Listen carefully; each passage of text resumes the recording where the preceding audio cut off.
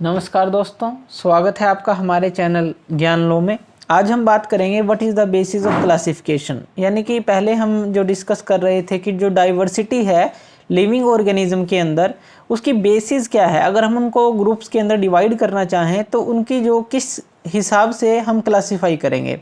देखिए, जो living things हैं उनको जो ग्रुप में डिवाइड करने का जो फिनोमिना है, या कहें कि हम डिवाइड करना, उनको काफ़ी समय से ये काम कर रहे हैं, पुराने समय से ये चलता आ रहा है। अब देखिए, ये अस्तित्व में अगर आप अपनी स्मृति में जाएं तो उससे पहले भी जो है ये काम चलता रहा है।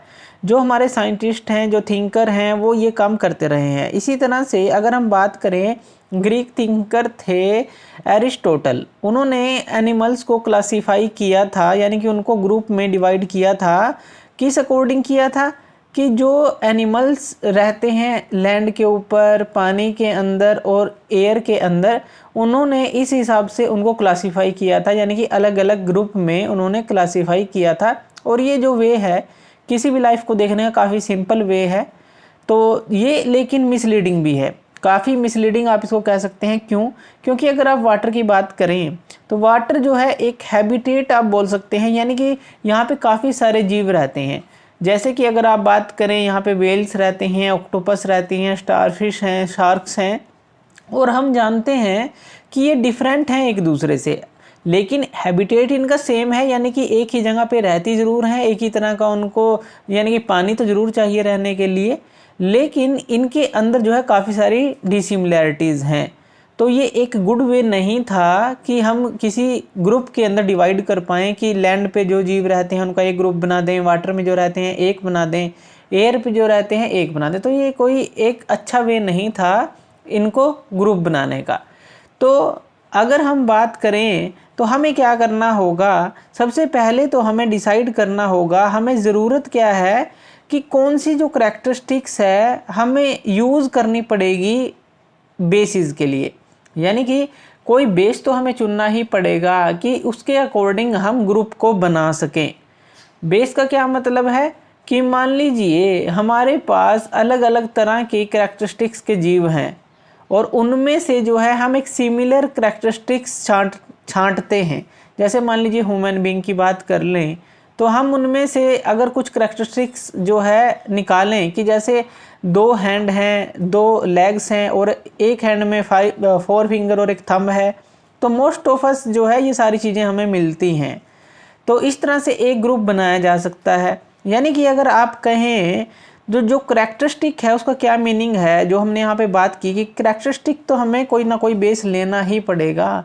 तो करैक्टरिस्टिक मीनिंग अगर हम लें कि पर्टिकुलर फॉर्म या पर्टिकुलर फंक्शन किसी चीज़ का, उस हिसाब से हम अगर ग्रुप बनाएं तो ये जो है काफ़ी अच्छा रहेगा।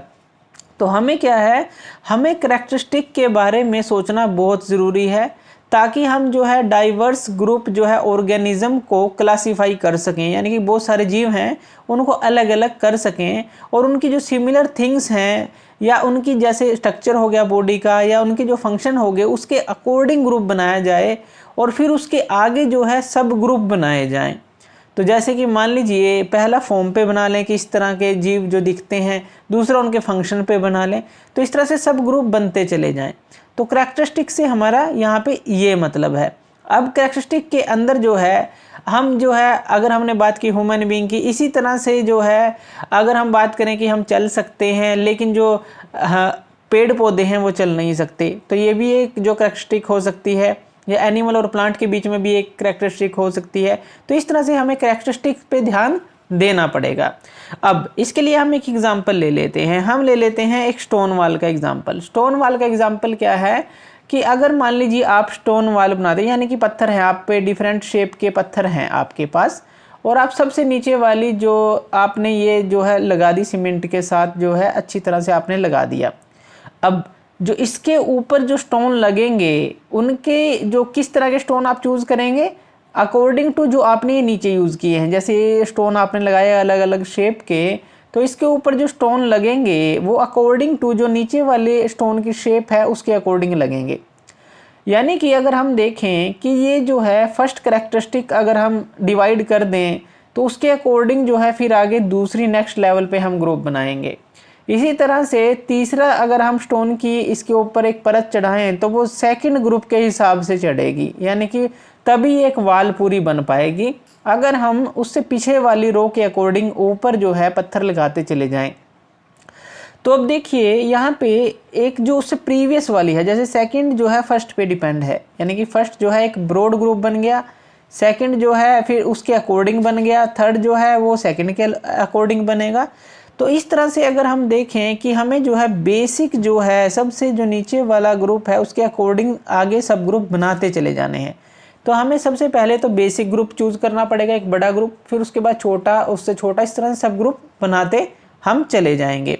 अब अगर हम आजकल के दिनों की बात करें तो काफ़ी जो अगर हम करैक्टरिस्टिक की बात करें जो हम सेल के ऊपर जो है डिपेंड करते हैं, यानी कि अगर हम एनिमल की बात करें, प्लांट्स की बात करें, ह्यूमन की बात करें, तो हम ज़्यादातर जो बात कर रहे हैं आजकल वो सेल्स की बात कर रहे हैं कि जो सेल्स है, हमें पता है सेल्स क्या है, एक बेसिक स्ट्रक्चर है जो हमारी बॉडी को बनाता है, ऑर्गन्स को बनाता है, सेल्स ही जो है बेसिक स्ट्रक्चर है।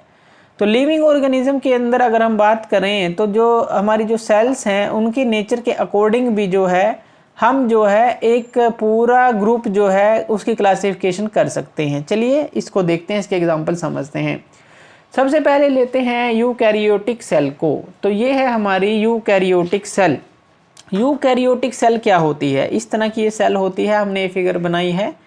इसके अंदर न्यूक्लियोलस होते हैं और एक मेम्ब्रेन बाउंड न्यूक्लियस होता है, यानी कि ये मेम्ब्रेन इनक्लोज्ड न्यूक्लियस है, ये वाला जो हमने ये दिखाया है, और उसके अंदर न्यूक्लियोलस है, या आप कहें कि न्यूक्लियस के अंदर का पार्ट एक न्यूक्लियोलस है, और इसके अंदर मेम्ब्रेन बाउंड ऑर्गेनेल्स होते हैं, यानी कि अलग अलग जो है वो काम कर सकते हैं।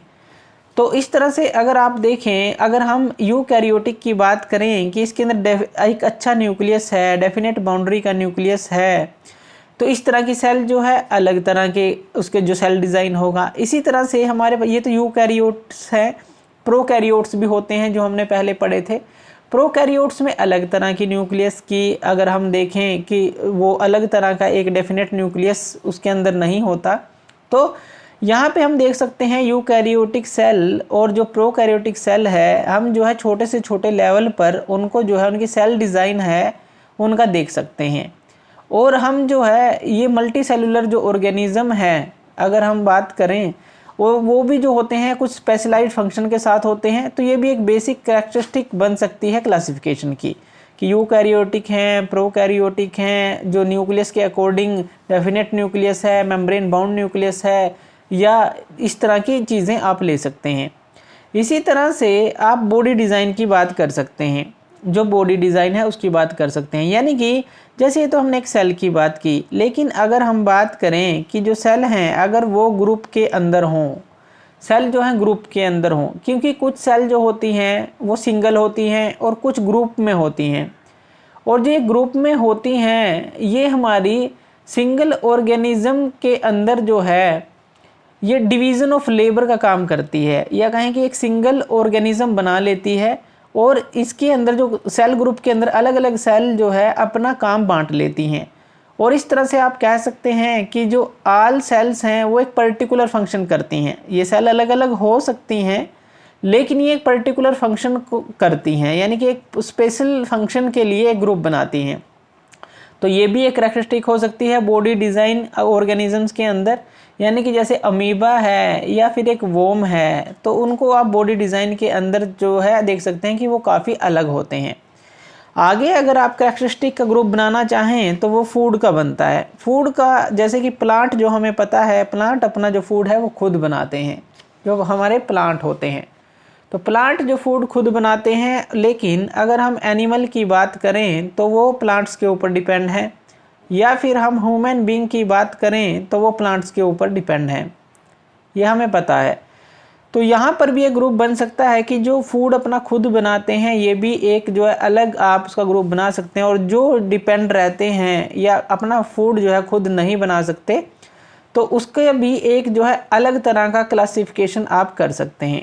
तो यहाँ पे आपने देखा कि कितने डिफरेंट तरह की क्लासिफिकेशंस हैं जो हम जिनके थ्रू जो है ग्रुप बना सकते हैं, फिर सब ग्रुप बना सकते हैं। इस तरह से जो है आप डिफरेंट तरह की जो अगर हम बात करें डिफरेंट तरह के ग्रुप, बड़े ग्रुप, फिर छोटे ग्रुप और उससे छोटे ग्रुप बना सकते हैं और आप इनको समझ सकते हैं।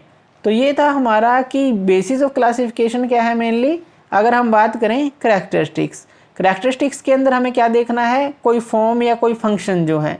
अब इनके अंदर भी आ जाते हैं छोटे से छोटे लेवल पे, आप सेल्स पे जा सकते हैं, सेल ग्रुप पे जा सकते हैं। इस तरह के जो फूड खुद बनाते हैं प्लांट, यानी कि जो फोटोसिंथेसिस प्रक्रिया करते हैं, जो नहीं करते उनका ग्रुप बना सकते हैं। तो इस तरह से ये जो बेसिस रहता है क्लासिफिकेशन का, ये कर सकते हैं। Thank you.